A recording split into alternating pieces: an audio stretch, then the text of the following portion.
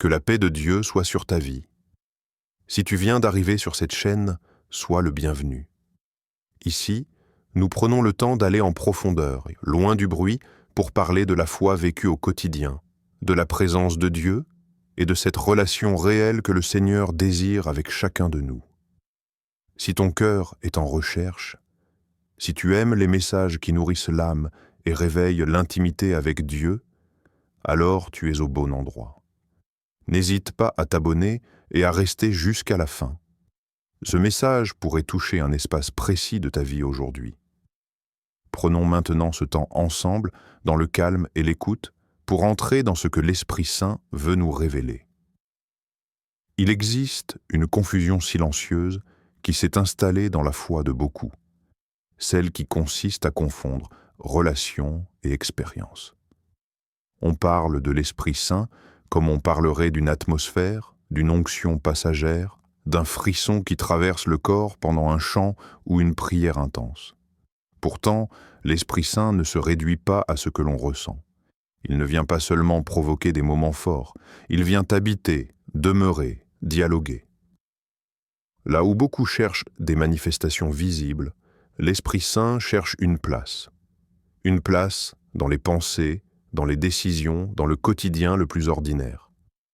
Il est une personne vivante, sensible, qui parle, qui écoute, qui attriste quand on l'ignore, qui se réjouit quand on lui laisse de l'espace. Le drame n'est pas que les croyants prient peu ou servent mal, mais qu'ils parlent parfois de l'Esprit Saint sans jamais vraiment parler avec lui. C'est ainsi que naît cette sécheresse intérieure que certains n'osent pas avouer. Tout semble en ordre extérieurement. Les réunions, les chants, le service, la discipline spirituelle. Mais au-dedans, quelque chose sonne creux. Non pas parce que Dieu est absent, mais parce que la relation est restée superficielle. On a cherché des signes au lieu de chercher une présence. On a poursuivi les dons sans apprendre à connaître le donateur. La proximité spirituelle ne se construit pas dans l'instant spectaculaire, mais dans la constance discrète. Elle naît lorsque l'on reconnaît l'Esprit Saint comme un compagnon de route, pas comme un outil spirituel. Il ne se manifeste pas seulement dans le feu, mais aussi dans le souffle doux, pas seulement dans l'extraordinaire, mais dans l'obéissance simple, dans l'écoute silencieuse, dans la fidélité quotidienne. Paul rappelle cette vérité avec une profondeur saisissante lorsqu'il écrit aux Corinthiens. « Ne savez-vous pas que votre corps est le temple du Saint-Esprit qui est en vous, que vous avez reçu de Dieu » 1 Corinthiens 6, 19. Un temple n'est pas un lieu de passage, c'est un lieu de résidence. L'Esprit Saint ne cherche pas des visites occasionnelles, mais une communion continue.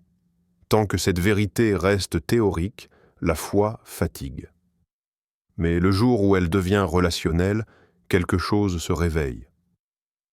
Non pas une émotion de plus, mais une vie intérieure qui respire à nouveau.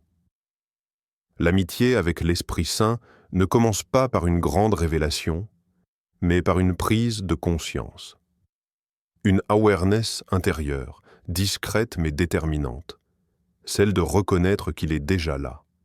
Pas à invoquer comme s'il était lointain, pas à attendre comme s'il devait descendre, mais présent, attentif, engagé dans chaque instant de la vie. L'Esprit Saint ne fait pas irruption dans l'existence. Il l'habite. Il parle rarement dans le bruit. Sa voix se glisse dans les pensées calmes, dans un avertissement intérieur qui semble presque banal, dans une paix soudaine face à une décision, ou dans cette conviction douce qui redirige sans contraindre. Beaucoup disent ne pas l'entendre, mais le problème n'est pas son silence. Le vrai obstacle, c'est l'inattention.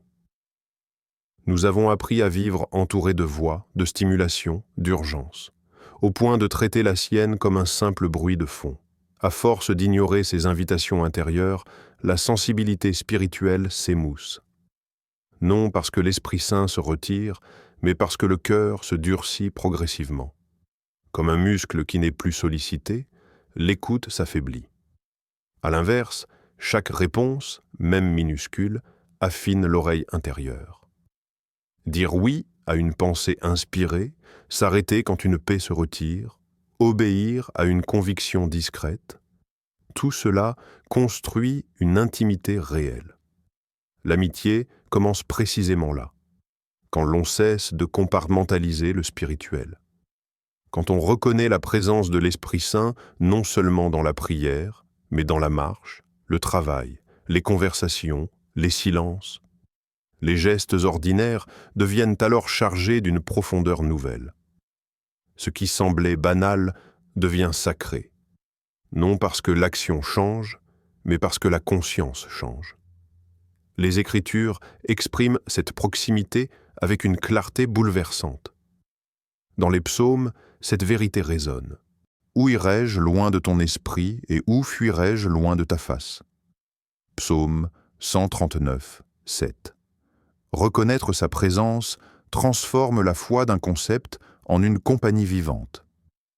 L'Esprit Saint cesse d'être une idée théologique pour devenir une réalité quotidienne. Ce n'est plus une question de chercher plus, mais de remarquer mieux. Et dans cette attention renouvelée, une relation commence à respirer lentement, profondément, durablement. Il existe une loi silencieuse dans toute relation authentique. Ce que l'on honore demeure, ce que l'on néglige s'éloigne. L'amitié avec l'Esprit Saint obéit à cette même réalité. Il ne s'impose jamais. Il ne force ni l'attention ni l'obéissance. Sa présence n'est pas bruyante et son retrait ne l'est pas non plus. Là où sa voix est constamment repoussée, il se retire doucement, sans reproche, sans éclat, laissant place à une foi qui continue peut-être en apparence, mais qui perd sa profondeur. L'honneur est le langage que l'Esprit Saint comprend intimement. Honorer, ce n'est pas simplement croire, juste ou parler bien, c'est répondre. Répondre promptement à une conviction intérieure. S'arrêter quand quelque chose en soi avertit. Modifier une parole, une attitude, une décision, non parce qu'on y est obligé, mais parce que sa voix compte. Chaque fois que cette voix est prise au sérieux, la relation se renforce. Chaque fois qu'elle est ignorée, quelque chose s'affaiblit. Beaucoup cherchent davantage de manifestations, alors que le ciel attend davantage d'honneur. On voudrait ressentir plus, sans toujours obéir plus. Pourtant, l'Esprit Saint se révèle proportionnellement à l'espace qu'on lui accorde. Il ne se contente pas d'être ajouté à un agenda déjà saturé. Il désire devenir le centre autour duquel la vie s'organise. Non pas un invité occasionnel, mais une présence prioritaire. La foi superficielle, celle qui s'active quand tout va bien ou quand le besoin est pressant, étouffe la relation. Elle traite l'Esprit Saint comme une ressource ponctuelle plutôt que comme un ami constant. À l'inverse, une vie réorganisée autour de sa présence devient un terrain fertile. Dans ce climat d'honneur, il partage davantage. Sa sagesse, ses avertissements, ses directions précises. Plus on respecte sa voix, plus elle devient claire. Paul exhorte l'Église avec une sobriété qui révèle l'importance de cet honneur. N'attristez pas le Saint-Esprit de Dieu par lequel vous avez été scellés. Éphésiens 4:30. Attrister n'est pas provoquer une colère, c'est blesser une relation. L'amitié spirituelle se construit ainsi, dans une fidélité invisible mais constante. L'honneur n'est pas spectaculaire, mais il est puissant. C'est lui qui garde l'Esprit Saint proche, actif et profondément engagé dans la vie de celui qui lui fait de la place. Il y a une vérité qui bouscule l'orgueil spirituel. L'Esprit Saint ne se révèle pas en priorité à ceux qui impressionnent, mais à ceux qui se rendent. Il n'est pas attiré par la performance religieuse, ni par les discours bien maîtrisés, ni par l'apparence d'une grande maturité. Il cherche des cœurs souples, disposés à être conduits. Là où l'on accepte de perdre le contrôle, une relation réelle commence à naître. Beaucoup désirent la paix que l'Esprit procure, mais moins nombreux sont ceux qui acceptent sa direction. On veut son réconfort sans toujours vouloir sa correction. On aime sa présence quand elle apaise, mais on résiste quand elles dérangent. Pourtant, être conduit implique nécessairement de renoncer à décider seul. Suivre l'esprit, ce n'est pas l'inviter à bénir nos choix déjà faits, c'est accepter qu'il redessine parfois le chemin. Le renoncement fait peur parce qu'il ressemble à une perte. En réalité, il est une ouverture. Lâcher le contrôle, ce n'est pas s'appauvrir, c'est faire de la place. Tant que le cœur est rempli de volonté propre, de plans rigides et de résistances cachées, la voix de l'esprit reste lointaine. Mais dès qu'une personne dit intérieurement « conduis-moi », quelque chose change. La relation se déplace du théorique vers le vécu. L'obéissance quotidienne est souvent invisible, mais elle est profondément transformatrice. Elle se manifeste dans des choix simples. Pardonner quand tout en soi résiste, se taire quand l'ego veut répondre, avancer quand la peur invite à reculer. Chaque acte d'obéissance affine la relation. La voix de l'esprit devient plus claire, plus intime, non parce qu'il parle plus fort, mais parce que le cœur est devenu plus attentif. Jésus lui-même révèle cette dynamique lorsqu'il parle de l'œuvre intérieure de l'esprit. Le vent souffle où il veut, ainsi en est-il de quiconque est né de l'esprit. Jean 3, 8. Naître de l'esprit, c'est accepter de ne plus tout maîtriser. L'amitié avec lui se développe dans cette posture humble et confiante. Là où l'on suit, sans tout comprendre, la relation s'approfondit. La foi cesse alors d'être une connaissance acquise pour devenir une marche vivante, guidée pas à pas par une présence fidèle.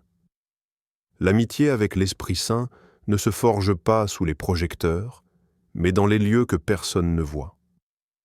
Elle grandit loin des rassemblements, des moments forts et des émotions partagées. Ce sont les temps cachés, silencieux, parfois ordinaires, qui deviennent le véritable terrain de la croissance spirituelle. Là où l'agitation cesse, la relation commence à respirer. Le silence n'est pas une absence, c'est un espace où l'Esprit Saint peut parler sans être concurrencé. Dans un monde saturé de bruit, choisir le silence devient un acte spirituel puissant. Il ne s'agit pas de longues heures impressionnantes, mais de quelques minutes offertes avec sincérité. Fermer une porte, éteindre une distraction, ouvrir la parole et simplement se rendre disponible. Ces instants, apparemment insignifiants, façonnent une intimité durable. Beaucoup cherchent Dieu dans l'exceptionnel, alors qu'il se révèle dans la régularité. La fidélité discrète nourrit la relation plus profondément que les sommets émotionnels. Revenir chaque jour, même sans sensation particulière, même sans réponse immédiate, enseigne au cœur à aimer la présence plus que les effets. C'est dans cette constance que l'Esprit Saint devient familier, non comme une force à invoquer, mais comme une compagnie à reconnaître. Choisir la prière plutôt que le bruit, la parole plutôt que la distraction, la disponibilité plutôt qu'une religiosité formelle, ces petits « oui » répétés réorganisent l'intérieur. La foi cesse peu à peu d'être une croyance abstraite ou une routine héritée. Elle devient une marche quotidienne, ponctuée de dialogues simples, de silences habités, de directions intérieures claires. Les évangiles révèlent que Jésus lui-même cultivait ces espaces cachés. L'Écriture le rapporte avec sobriété, mais Jésus se retirait dans les lieux déserts et priait. Luc 5, 16. Si le Fils choisissait le silence pour demeurer en communion, combien plus cette voie nourrit-elle l'amitié avec l'Esprit Saint aujourd'hui? Avec le temps, quelque chose s'enracine. La relation ne dépend plus de l'intensité du moment, mais de la fidélité du cœur. Et dans cette fidélité tranquille, la présence de l'Esprit devient une réalité quotidienne, stable, vivante, profondément transformatrice. Alors que cette vidéo touche à sa fin, prends un instant pour laisser ce que tu as entendu descendre dans ton cœur. Ce qui transforme vraiment une vie, ce n'est pas seulement le message reçu, mais la place que l'on décide de donner à l'Esprit Saint jour après jour. Si ces paroles ont résonné en toi, Ne les laisse pas s'éteindre avec la fin de la vidéo. Reviens à cette présence, dans le silence, dans la prière, dans l'obéissance simple. C'est là que la relation se construit. Si tu n'es pas encore abonné, je t'invite à le faire maintenant afin de continuer ce chemin ensemble. Partage aussi cette vidéo avec quelqu'un qui a besoin d'être encouragé aujourd'hui. Que la paix de Dieu t'accompagne et que l'Esprit Saint te guide dans chaque pas, même après avoir quitté cette vidéo.